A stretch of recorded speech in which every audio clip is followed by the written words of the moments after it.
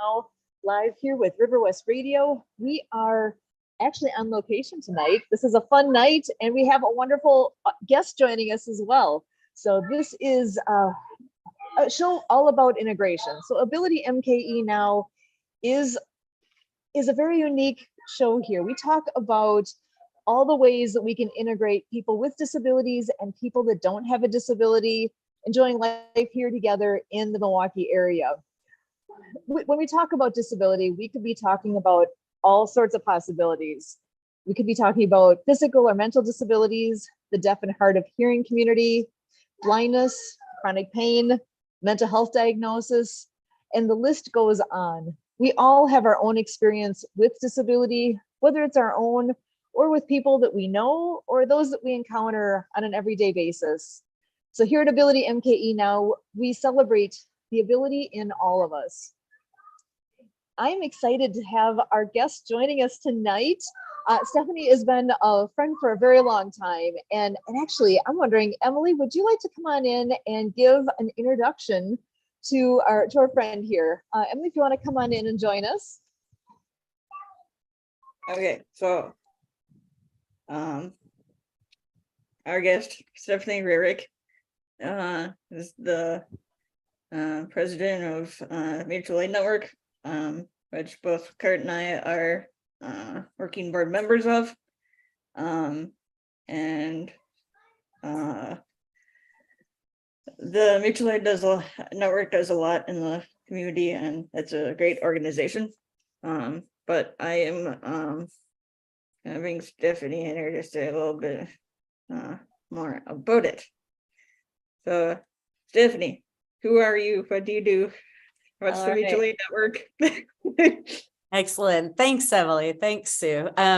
Yeah, so my name's Stephanie Rarick, and I'm a founder of the Humans United in Mutual Aid Network. So we started off calling ourselves Mutual Aid Network years ago. Around 2014 is when we started using that term. So before it caught on and took on a lot of meanings more recently with disaster relief, but really we recognize that mutual aid networks are throughout time and space, throughout the universe. Like all living systems are organized in systems of mutual aid, symbiosis, and cooperation. Our form of mutual aid networks is a type of networked cooperative where we really aim to create an economy that works for the 100%. So we build economic life and community life on sharing and exchanging time instead of money, exchanging stuff, and then also using other forms of more friendly kinds of ways of exchanging. Like we do a lot of work with money pooling, like savings pools and lending pools. We call it a common fund. So we're really looking to hack a lot of tried and true ways of sharing and exchanging in cooperative ways that have happened. Extended families, immigrant communities, and Amish communities, a lot of intact villages and communities around the world still practice mutual aid as the fundamental stuff of life. And what we're looking to do is connect these practices with also newer forms of communication, like internet and other forms of decentralized peer-to-peer workflows, just putting the things together and creating an economy that works for the 100%. And especially when we're on AbilityMKE Now, people with all different abilities, people of all ages, people of all races, of every stripe, every gender, and also looking out for our other than human neighbors and friends. So really, mutual aid networks are about recognizing that the economy is something that we do, and it feels like it's done to us. It often is kind of done to us, but we can do it differently. And so we're a cooperative, and it's open to everyone. When we say we want the 100%, we do aim for the 100%. And the idea is to create networks of real trust that are based in a community of place, like here in Madison, Wisconsin, or it could be Pewaukee, or it could be Nigeria, or it could be Inner Mongolia, wherever people want to create these things. We make networks of real trust that support people in their community to meet their needs joyfully through mutual aid. And then we network those networks and create real trust between them. So we build trust between Madison and Milwaukee, and Madison and Nigeria, and St. Louis and Jackson, Mississippi, and on and on. So yeah, that's the aim. We have different, so we are a global cooperative network called Humans United in Mutual Aid Network. So we used to just call ourselves the Mutual Aid Network, the MAN. Now there are so many mutual aid networks. So we're like an umbrella organization aiming to support mutual aid networks to spring up, to become more effective at what they want to do, to connect, so we can like really weave more of an economic fabric that lets us get out of the exploitative economy that a lot of us are stuck laboring in. So yes, that's so we had, I'm with a Madison Mutual Aid Network here, doing a lot of stuff with gardens and supporting people to live healthy lives as they age, and supporting community justice options. So you can build a mutual aid network around anything, but there are also lots of different sister sites and partner sites in different parts of the world. Yeah, that's exciting to hear all the things that are happening. How did you get started in this? Well, I got started, I've been active in environmental issues. I used to work for Greenpeace as a young adult, and social justice issues, and I like to play music, original independent music. Because of my music work, I ended up happening to co-own a small little coffee house in my neighborhood, and all of those things. The competitive late capitalist economy of big corporations eating, just all these economies of scale, and the way this economy is designed is wrong for everything that I care about. So it makes it very hard to have a small little neighborhood business. It makes it really hard to even be able to continue doing creative work. You usually have to do it at in my scale, you often do it at your own expense, and a lot of the things, and obviously we can see how fake things like jobs versus the environment, like fake dichotomy, and all the pressures that this economy puts on livability of our planet. And then of course, aspects with over incarceration and police and surveillance state. There's a lot of economic drivers to those things, driving them all the wrong direction. So I just became really aware of that, and ended up reading a book called The Future of Money by a man named Bernard Lietaer, who I'm honored to say ended up joining our advisory board later. He's since passed, but one of many heroes who ended up becoming part of our advisory board and supporting our work. So anyhow, he wrote a book called The Future of Money. I read it in 2004, and that was where I learned about all these different communities, villages, different places and times that have exchanged in different ways, and how it drives completely different social dynamics. And that, to me, was a turning point in my life, where I was just like, it doesn't have to be this way. And it was like there's hope after all, and that's not an overstatement. And it caused me to change my life around, and what I decided to do is start a time bank, because that was the model in the book that to me was the purest, most elegant form of, I consider it a form of mutual credit. People have different perspectives on this, but mutual credit to me is people, organizations, whatever entities choosing to engage in a network where we extend credit to each other. And in time banking, I will extend an hour of credit to you. You can do a service for me. I give you an hour's worth of credit out of my account. I can earn that back doing a service for Emily. So I could teach you a piano, or you could teach me a guitar lesson, and I could turn around and teach Emily a piano lesson. And we pass our time around that way. But a beauty of time banking is everyone's time is valued equally. We don't put a price on our time. And to me, it became a really lovely way to identify the real wealth of a community, which is the time, talents, and capacity of all the people there. And whatever, we could consider the raw materials, things that we could grow there, things that we could create. But there's a lot of capacity.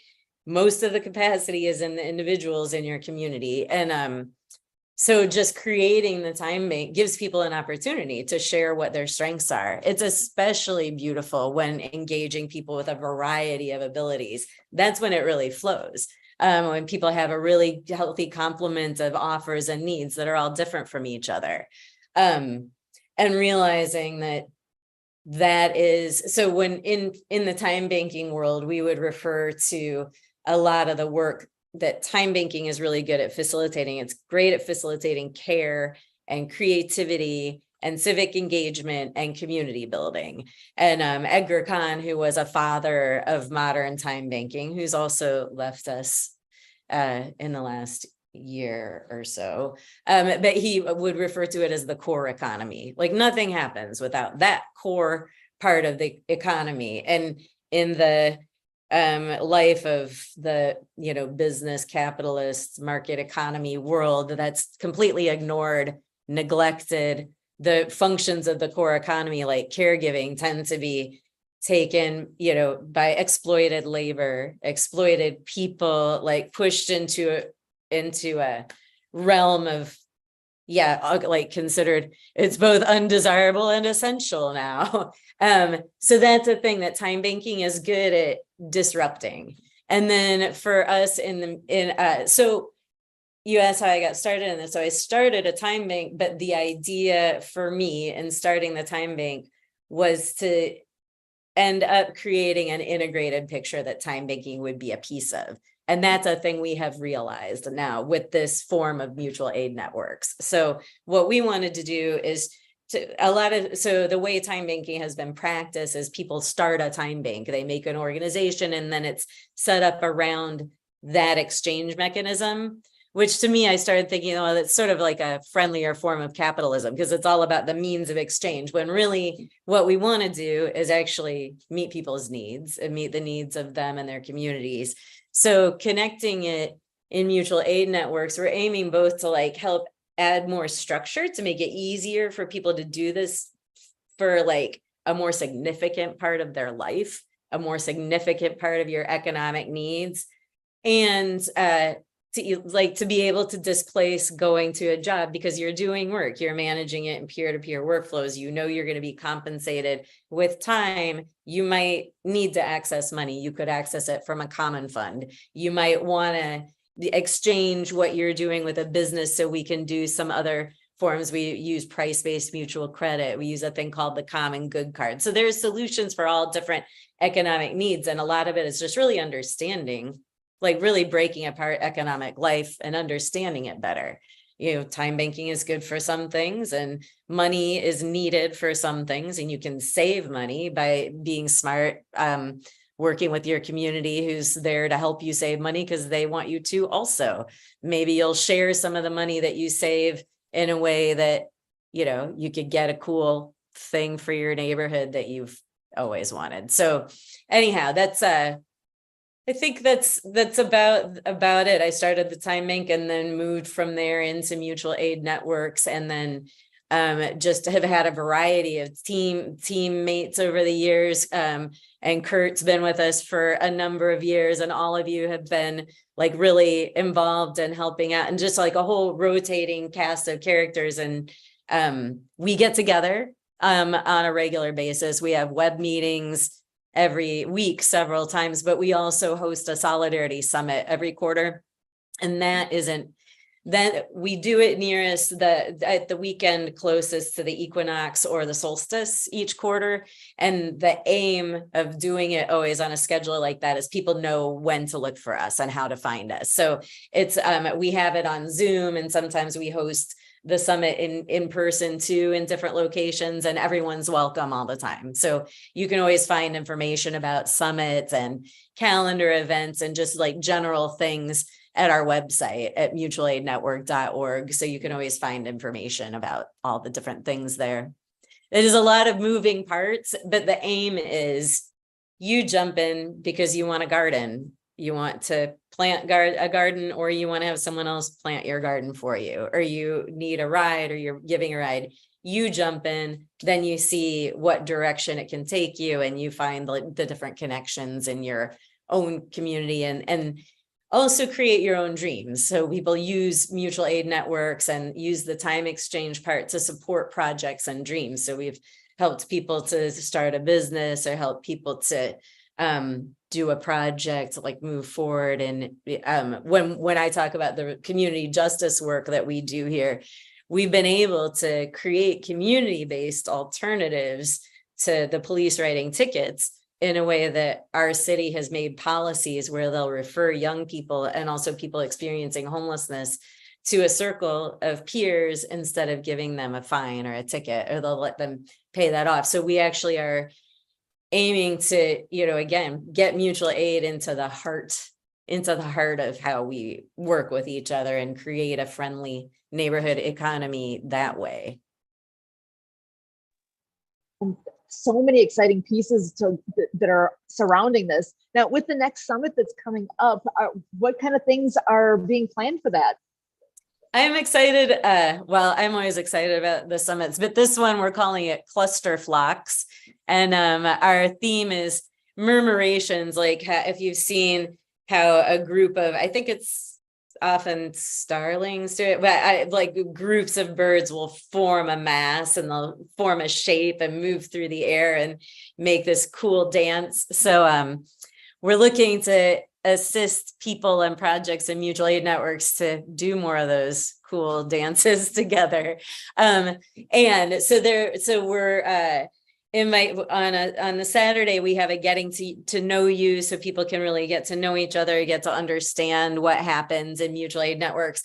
And then on that Sunday, we're really inviting specific communities of place and practice to be together and really see how they can build on their synergies. So there are a lot of, like, we have a number of sites in New Zealand, for example, a number of people around the UK, a number of people working in Africa and working between Africa and the African diaspora in this country. So, and then organizations that support time banking. So organizations like us who work on a lot of community justice. So we'll be breaking into groups based on place, and then groups based on practice, and working on actually making some things that come out and further things, like sort of build on people's work and lift everyone up a few notches through having collaborated.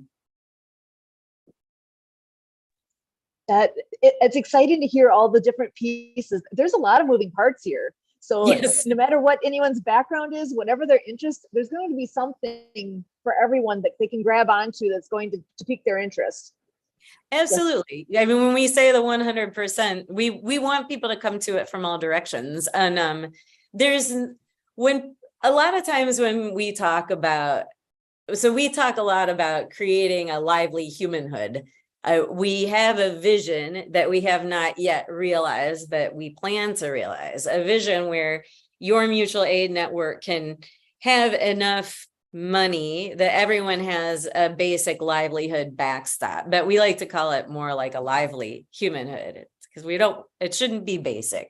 The whole point of using mutual aid, using time banking, is it's really good for the stuff that is beyond like the Maslow's hierarchy of needs, but that are really core needs of like joy and creativity and downtime, leisure, travel, that learning, like lifelong learning, choosing to learn for fun, is something that should be available to everyone. And there's no reason that we should be waiting to get our hands on a scarce means of exchange to facilitate that kind of learning. We can do it.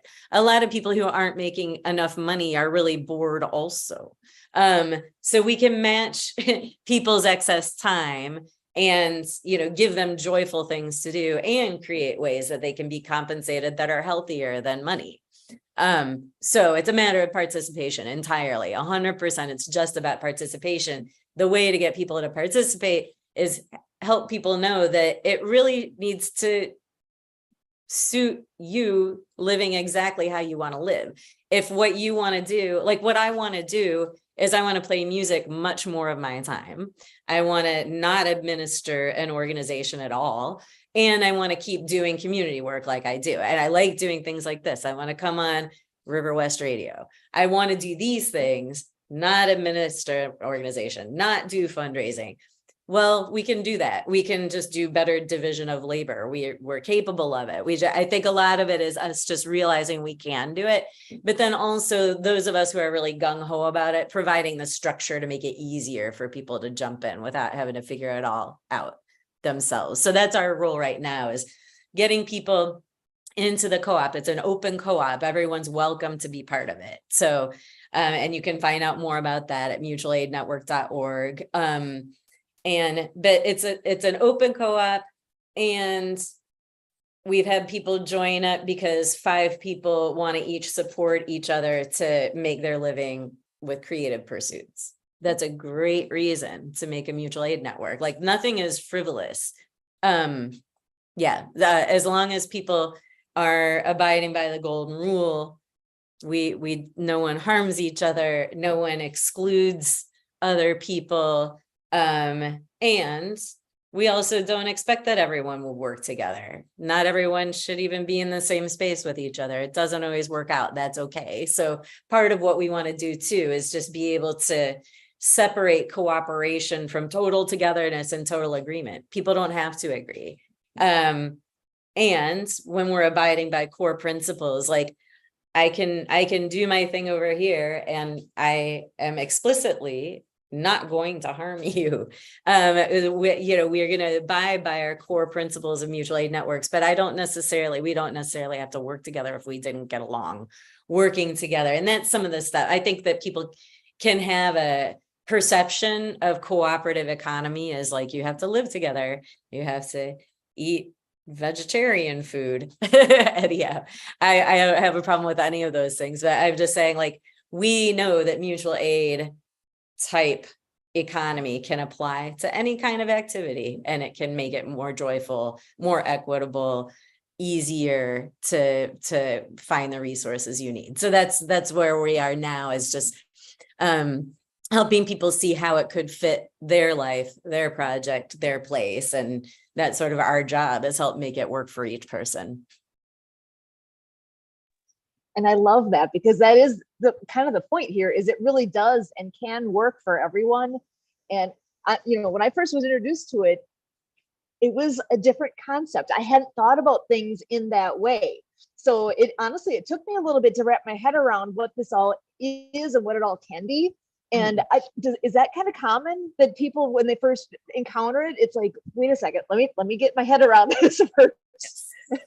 Yeah. I mean, that really might be our problem, though. No, I think that it is. Yes, I think that's true. I think there's a lot. It is a shift in perception. That's why I think I am looking forward to being able to see the results of this. I do feel like we're more ready. So COVID stuff put a huge wrench in everything, like it did with everyone. But we are all about organizing, bringing people together, and doing things together. And about attracting people at random and stuff. So that's been really rough.